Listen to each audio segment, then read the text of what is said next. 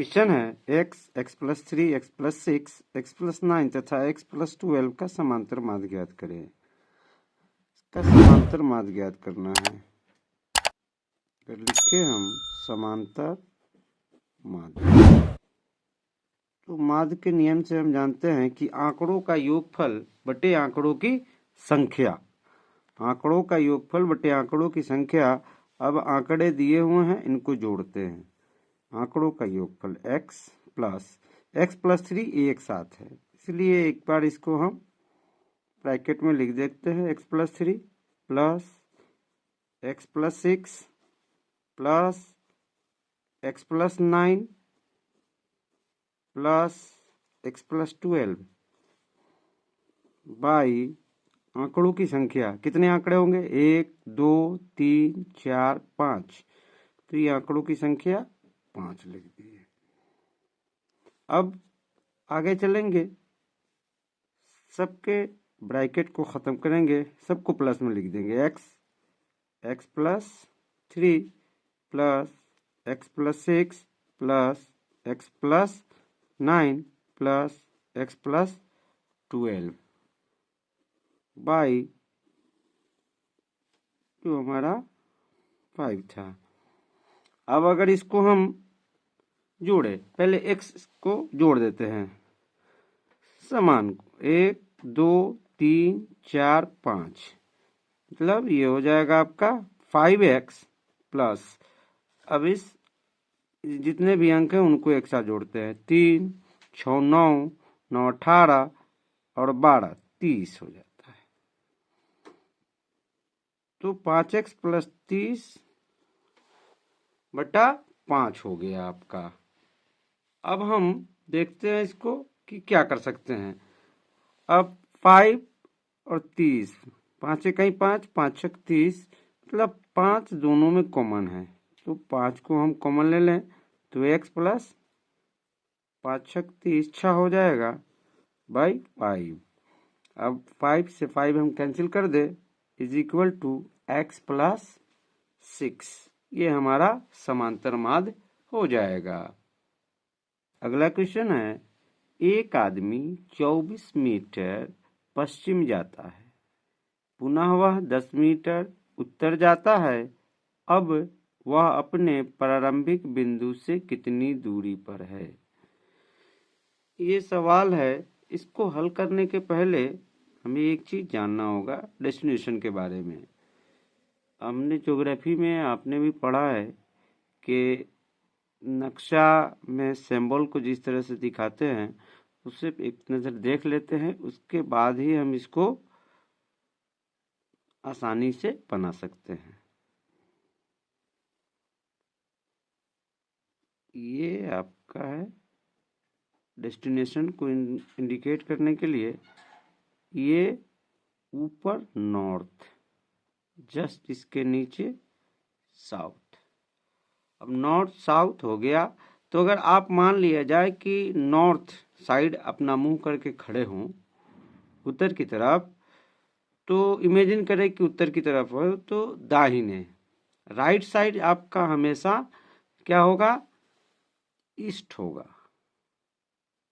और left side जो होगा आपके वो वेस्ट होगा।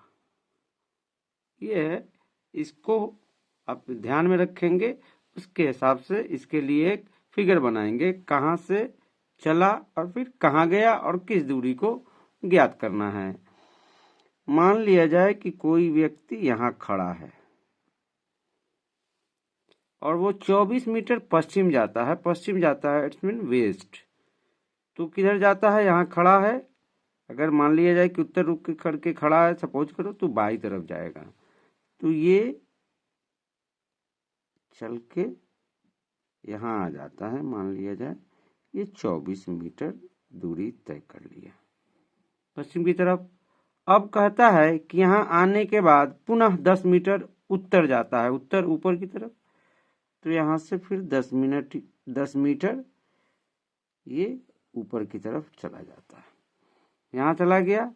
अब कहता है कि इस बिंदु से इसकी दूरी क्या है, तो सबसे शॉर्टेस्ट रास्ता देखते हैं, सबसे छोटा, ये इसको हम मिला देते हैं। ये जो होगी है इसकी दूरी होगी। अब जरा देखें इस फिगर को क्या दिखता है। फिगर देखने पे ये दिखता है कि एक समकोण त्रिभुज है, तो इसका हम नाम भी दे सकते हैं। अब यही हमको दूरी निकालनी है AC, तो ये 90 डिग्री, तो ये हो गया कर्ण। इस कर्ण को निकाल देंगे, वही दूरी होगी उस व्यक्ति की, उस आदमी की प्रारंभिक बिंदु से। तो हमें निकालना है AC, तो दूरी AC है। AC इज इक्वल टू, अब ये पाइथागोरियन थ्योरम से हम निकाल देंगे कर्ण। AC इज इक्वल टू हो जाएगा आपका AB square plus BC square. अब AB का वैल्यू हमको मालूम है कि 10 है, √10 मीटर का स्क्वायर प्लस 24 मीटर का स्क्वायर। इन दोनों को जब स्क्वायर करेंगे तो 100 मीटर स्क्वायर प्लस ये हो जाएगा 576 मीटर स्क्वायर। दोनों को ऐड करें, 100 576 हो जाएगा 676 मीटर स्क्वायर। इसको रूट से बाहर निकालेंगे इसका, तो ये हो जाएगा आपका 26 मीटर। यही उस व्यक्ति की, उस आदमी की प्रारंभिक बिंदु से दूरी हो जाएगी। अतः अभिष्ट दूरी बराबर 26 मीटर। इसको हम लिख दें, अतः अभिष्ट दूरी बराबर है 26 मीटर।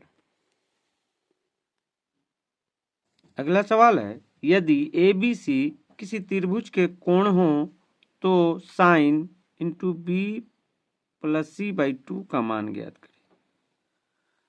ये सवाल है, इसमें आपको sign into B plus C/2 का मान ज्ञात करना है। अब इसमें हम देखते हैं कि इसको हल कैसे करेंगे। अब हम जानते हैं कि त्रिभुज के तीनों कोणों का योग 180 डिग्री होता है। हम जानते हैं कि त्रिभुज के तीनों कोणों का योग 180 डिग्री। तो यहाँ अगर हम कोण A प्लस कोण B प्लस कोण C बराबर 180 डिग्री लिखें, तो कोण का सिंबल अगर हम छोड़ देते हैं तो लिख सकते हैं A plus B plus C is equal to 180 degree. मतलब कोण A प्लस कोण B प्लस कोण C बराबर है 180 डिग्री। अब हमको देखना है कि हमको निकालना क्या है। निकालना है B प्लस C/2, इंटू में है sine, sine into B plus C/2।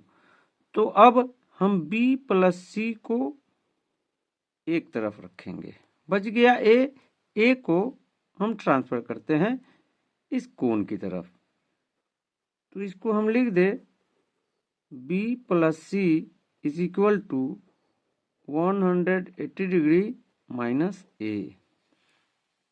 कोई दिक्कत नहीं है। अब यहाँ आने के बाद हमको करना है कि दोनों पक्षों में 2 से भाग कर देना है।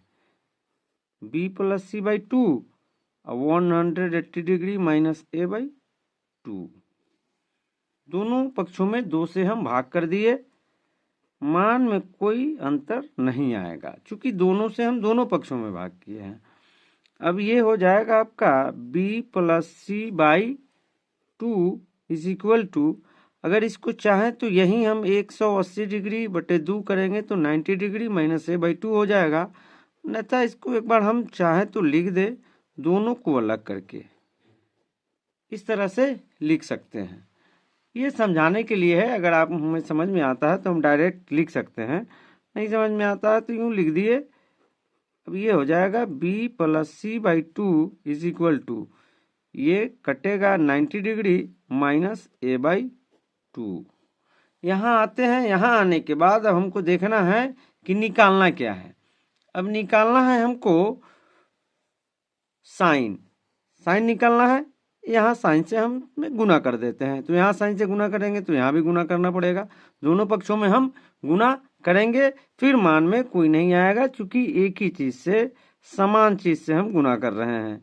तो यहाँ अगर हम लिख दे साइन इंटू, ये गुना में है मतलब sine into B plus C by two is equal to, यहाँ भी गुना करना पड़ेगा, sine into 90 degree minus A by two. अब हम चले जाते हैं साइन 90 डिग्री माइनस थीटा के फॉर्मूला पे। तो इसको तो रहने दें हम, sine B plus C by two is equal to sine 90 degree minus theta, theta की जगह पर ए बाई टू है तो होता है कॉस थीटा, तो यहाँ ए बाई टू है तो हम लिखेंगे कॉस ए बाई टू, अर्थात क्या मान होगा B, sine B plus C by two का कॉस ए बाई टू, यही हमारा मान हो जाएगा। अगर चाहे तो हम इसको लिख दे साइन, अतः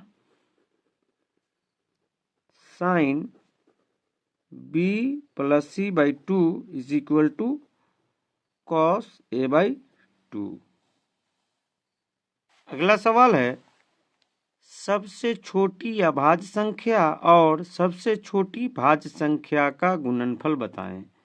मतलब हमको गुणनफल ज्ञात करना है सबसे छोटी और सबसे छोटी अभाज्य संख्या और सबसे छोटी भाज्य संख्या का। तो अगर हम भाज्य और अभाज्य संख्या के बारे में देखेंगे, अगर हमें ज्ञान होगा तो हम आसानी से निकाल सकते हैं। अगर अभाज्य संख्या को देखें कि क्या क्या होता है, अभाज्य संख्याएं, अभाज्य संख्याएं हैं जिसके कम से कम दो अभाज्य गुणनखंड हो।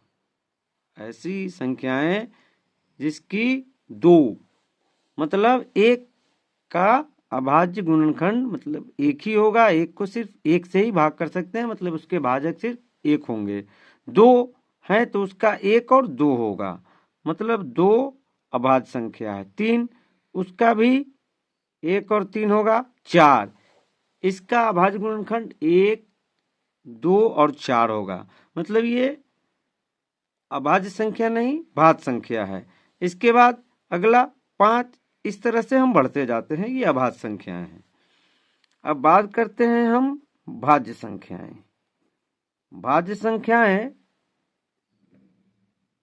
वैसी संख्याएं हैं जिनके दो से अधिक अभाज्य गुणनखंड हो या दो से अधिक भाजक हो, मतलब जो दो से अधिक से पूरा पूरा कटता हो या जिसके अभाज्य गुणनखंड, बात एक ही है।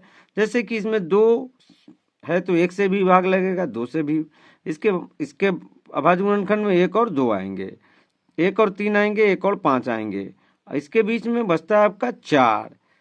तो चार जो है इसके अभाज्य गुणनखंड में एक, दो और चार, दो से ज्यादा तीन आ गए। इसके बाद छह, ये सोन बढ़ते जाते हैं, हम देख लेते हैं। उसके बाद फिर सात हो जाएगा आपका अभाज्य संख्या, फिर आठ है, ये हो गया।